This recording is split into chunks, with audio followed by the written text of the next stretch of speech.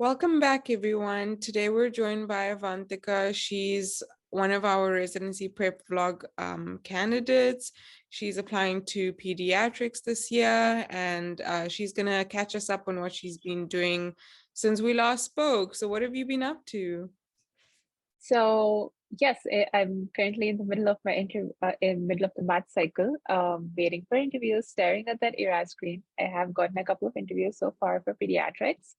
So I've been prepping for interviews. I have been also working in a pediatric hospital here in India, keeping myself updated with pediatrics. So that's how it's been going so far. Nice. Sounds good. So, um, since we last spoke, you had to submit your application. Were you able to get everything in on time, or were there some documents where you were kind of just waiting? Oh no, I was able to get everything in on time. I think the ones that took the longest to process were my MSP because I'd uploaded myself, and my medical school transcripts. They almost took like 10 to 12 days to process, so that was like a long time. But luckily, it was done before the deadline, and my LORs took somewhere in between 5 days to 10 days. In between, like towards the end, it was quite fast. So yeah, hope everything was on time.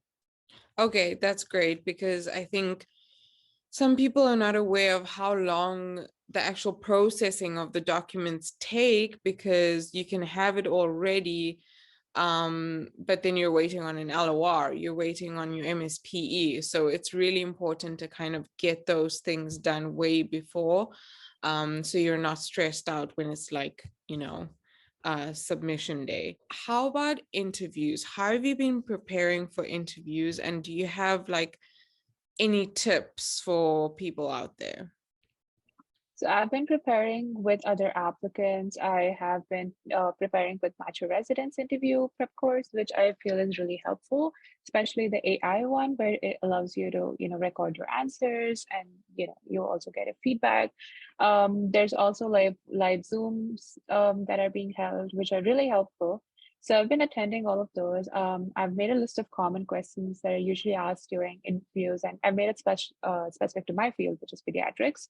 And I've been like thinking about like scenarios, behavioral type questions, what kind of questions could be asked, and what parts of my life would fit into those scenarios, which I could actually talk about in the interviews.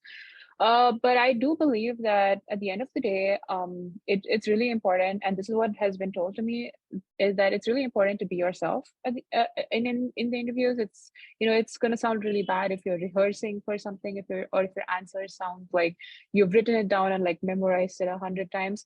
It's really important to be as spontaneous and as be very unique as possible. So I've been trying to just like look at the questions and think of answers in my head. Okay, so if someone asked me this is what I would say, but I haven't been writing down my answers or anything of that sort. It's just in my head. I'm just framing things in my head so that I can have a nicer flow during the interview.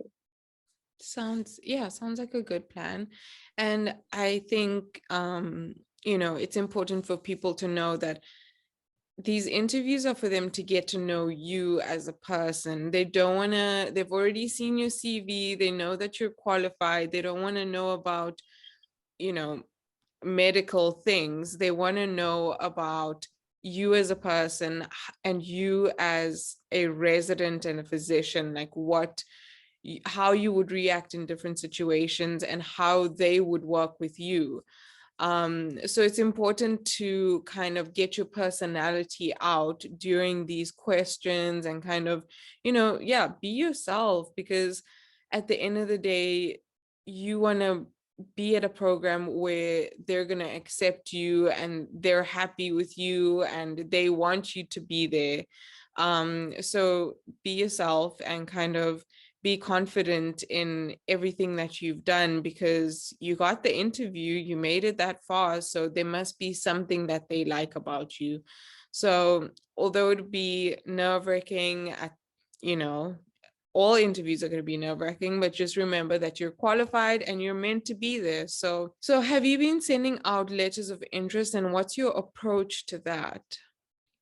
So I have sent a couple of letters of interest 4 days ago. So I waited it out until like most programs started sending out their invites.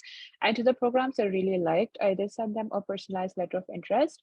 I believe that a letter of interest should not be generic. I mean, I know a lot of people just write like, okay, these are my stats. I want to apply to your, I've applied to your program. I'm hoping for an interview, but it has to actually show that, you know, I'm interested in your program because of this.